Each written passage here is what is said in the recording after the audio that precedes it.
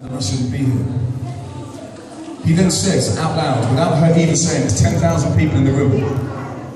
He then says this, he says, you might have been told that you're the result of a one-night stand. You might have been told that you're worth nothing. You might have been told that you should never have been born. This lady suddenly pipes up and listens. He says, if you want to know who Jesus is, you need to come to the front, pray, get him in your heart, ask him to come into your heart, because he says he knocks on the door. He says there's two things that happen. Firstly, you do stupid stuff. Harris, you do stupid stuff, I do stupid stuff. You're like me when I was at school. You understand what I'm saying? We're like brothers. I know that I do stupid stuff. But he said there's two things. We do stupid stuff that separates us from God. But when Jesus died, that was a bridge. So that no longer we separated from God, but we can be with God because Jesus formed that bridge because of what he did on the cross. But he also said that when he died, he gives you the ability to forgive others for what's been done to you. This lady stands there and she's just like, I've just been abused my whole life. I've had boys abuse me. I've had my mum abuse me. I've had people at school abuse me. I've had my dad abuse me. He doesn't even see me. She didn't even see him until she was 55.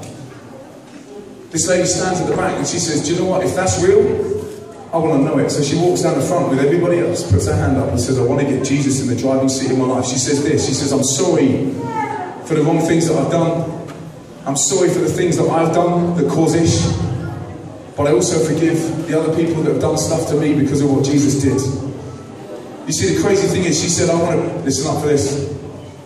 She said, I want to be a Christian. I want God in my life. You've heard us talk about it. I'm not getting my big Bible out going, boom, you've got to believe. But what I am saying is this. This lady starts going to church. She starts coming to a building like this. She starts hanging out with other Christians who are good guys, good influence. And there's this really good looking lad, Kaplickety Plow. Everyone say Kaplickety Plow. She thinks, oh, I like this guy. Harris, listen up. Thanks, mate. She says, I like this guy. But the thing is, this guy's a cop. And this cop and this gang do not get on.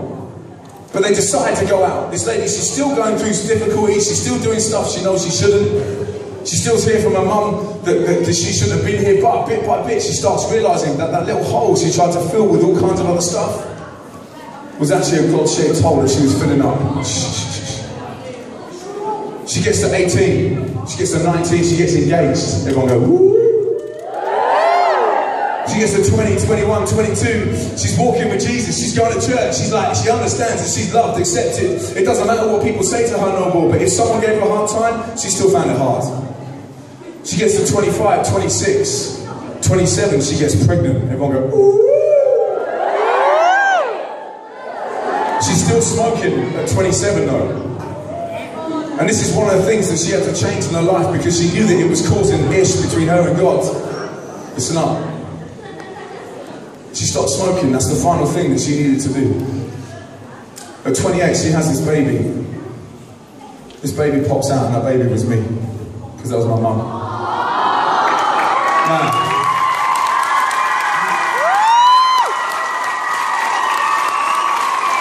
listen up. Listen up. My mum came from a very abusive background. But listen. My mum made her past, her history, her future, her destiny, because she said, do you know what? Jesus is going to come and live in my heart. But you see, if she hadn't prayed that prayer, there's not a chance I would be here. I told you about her brothers and sisters. I came home when I was 15. And her brothers and sisters were just off doing stuff, stealing, robbing, in jail, out of jail. I came home at 15, and my cousin had been murdered. Now, I know what it feels like to understand loss. I know what it feels like to understand being hurt. But when my mum prayed that prayer, that changed my destiny. And someone stood up in front of me and said exactly the same thing. They said, get Jesus in the center of your life, understand it.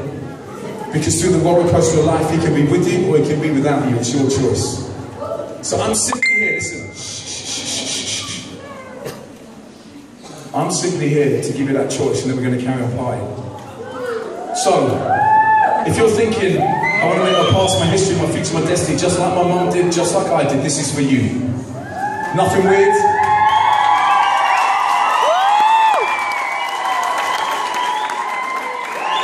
Hey, listen, there's nothing weird about this. There's nothing weird about this, Megan. Just listen, right, check. Shh. I'm going to pray a prayer that simply says, God, thank you for Jesus. Thank you for loving me. Eloise, listen, I'm sorry for the wrong things that I've done. Come and live in my heart. Help me forgive as you've forgiven me. I say yes to you right now. Now listen up. Shh, I need absolute silence here because this is a respectful thing. Harris, thanks, mate. If you want to pray this prayer, don't do it because I'm telling you to. Don't do it because I might give you a tenner for being quiet. That's not what it's about. Do this because you want to make your past, your history, and your future your destiny. Do this because something's connected in your heart right now where you just can't help it. Your palms are sweating, your face is sweating. I know it's hot. Do this because you want to change your destiny. And do this because you want to know who Jesus is. So listen up. Everyone with their eyes closed. That's probably the weirdest it's going to get. So just close your eyes, just so you're not looking at each other. Harris, close your eyes.